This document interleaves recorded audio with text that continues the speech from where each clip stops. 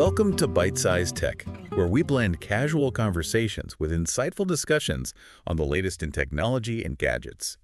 Today, we're diving into some truly fascinating corners of the tech world.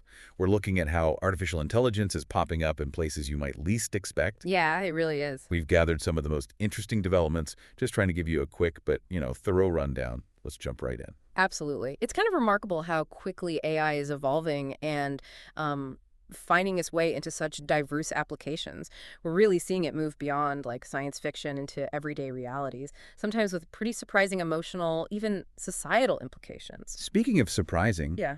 and maybe emotional too, Okay. did you hear about that family in Arizona? Oh, the deepfake impact statement? Exactly. They used AI to generate it for a road rage victim who'd passed away. I mean, that's something you don't really see coming, is it? It brings up a lot. It certainly does. The ability to recreate someone's voice, their likeness, even after they're gone. I mean, even if it's done with understandable intentions, like maybe in this case, it just opens up a whole Pandora's box, doesn't it? Questions about, digital representation, how we handle these new capabilities ethically. Right. And it sort of connects to that other story.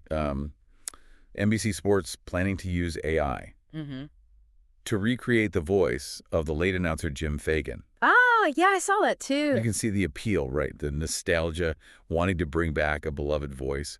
But there's also that, I don't know, slightly weird feeling. Is it quite right? That's a really interesting tension, isn't it? You've got the desire to honor someone's memory versus the potential for something to feel, artificial or even, hitting that uncanny valley. Exactly, that uncanny valley. Makes you think about the future of media, how we consume it, and how these lines might just completely blur. Totally. Now, shifting gears a bit, but still on AI's impact. The CEO of Fiverr, the freelance platform, Yeah. he actually sent a memo, apparently, to his employees, basically saying AI could affect their jobs, even his own. Wow, really? That's quite direct. Yeah, he's really pushing everyone to, learn how to use AI tools, get ahead of it. Well, that's a very candid acknowledgement of how the landscape's changing. It's smart, though. His proactive approach kind of highlights a crucial point, doesn't it? Yeah. Adapting to these new tools isn't just about, keeping your job. It's about actually leveraging the potential AI offers in all sorts of roles. Makes sense. Okay, on a slightly maybe lighter note, because it's not all heavy stuff. Good.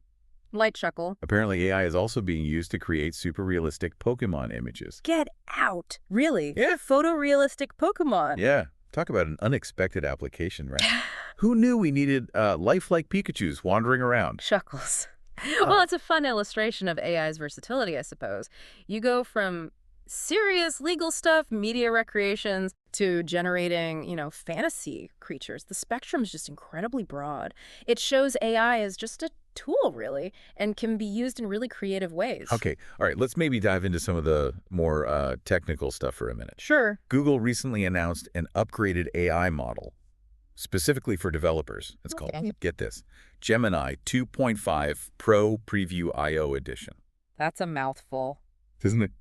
But, okay, marketing names aside, what's it actually do? Well, the key takeaway, the promise anyway, is that it's designed to be a smarter, faster tool for developers. The idea is it generates cleaner code more efficiently, and what's particularly noteworthy is that it's reportedly outperforming other models, like Claude, for instance. Okay. Yeah, on something called the Web Dev Arena leaderboard, specifically for designing functional web applications. So that suggests, a real step forward in AI helping with coding. So it's getting seriously good at writing code then.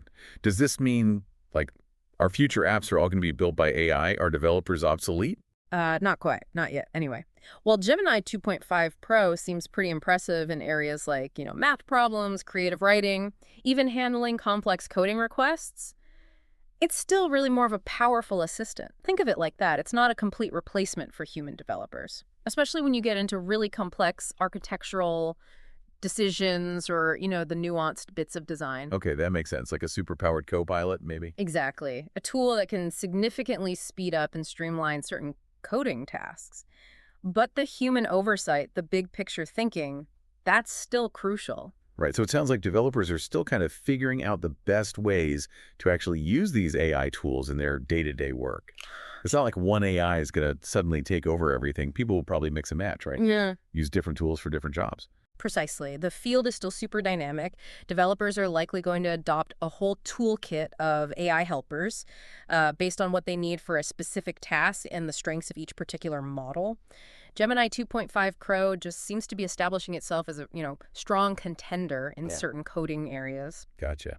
Now, this next bit is, well, it sounds potentially huge. OpenAI. ChatGPT, folks. Yeah, them. Apparently, they've been meeting with the Food and Drug Administration, the FDA. Really? Exploring how AI could maybe speed up the drug approval process. Whoa, okay, that could be a game changer. Getting new medicines out faster. Right? Yeah, applying AI in regulatory science. I mean, the potential there to accelerate how new treatments are evaluated, that could have a really profound impact on public health. It opens up fascinating possibilities for maybe streamlining what's traditionally a very complex, very time-consuming process. Absolutely. If they could do it safely, of course. Yeah. Speeding that up could mean, well, huge benefits for people. It's definitely something to watch. Okay, let's talk about how we actually find information online. Search. Apple is reportedly planning to integrate AI search engines. Oh, interesting. Like which ones? Like Perplexity, maybe Claude. Yeah. Into mobile Safari. Into the browser itself. Yeah. Apparently, the thinking is people aren't using traditional search quite as much. They're turning to these newer AI-powered options more often, these LLM-based solutions, as they call them. Right, large language model-based ways of searching. Yeah, that makes sense. It is a pretty big shift in how we use the internet, isn't it? It's a really significant indicator of how user behavior is evolving. That move towards, like you said, LLM-based solutions for finding information. It suggests people maybe prefer more conversational direct answers. Maybe, yeah. And this shift could definitely have major implications for the established search engine world and the deals, like Google's deal with Apple. Yeah, I saw that news actually hit the stock market, didn't it? Both Google and Apple took a bit of a dip on that report. It rattles things. But are these AI search engines really ready to be the default? I mean, sometimes they confidently make stuff up. Hallucinations, right? That's the big question, isn't it? That's a critical point. While they're advancing incredibly fast, they still face challenges. Accuracy, for one. Comprehensive indexing, knowing everything that's out there like traditional search tries to do. Yeah. So it's probably unlikely they'll entirely replace traditional search overnight. But Apple, even looking at this, it signals they see the writing on the wall, the growing importance, and the potential future role. Definitely signals a change. Okay, finally, let's talk about robots, getting a better sense of touch. Ooh, tactile robot. Yeah. Amazon has unveiled a new warehouse robot. It's called Vulcan. And the big deal is it can actually feel what it's picking up. Wow. That's a big leap from just like blindly grabbing things based on shape or cameras. Exactly. It gives it much more dexterity. That's a remarkable advancement in robotics, especially for logistics.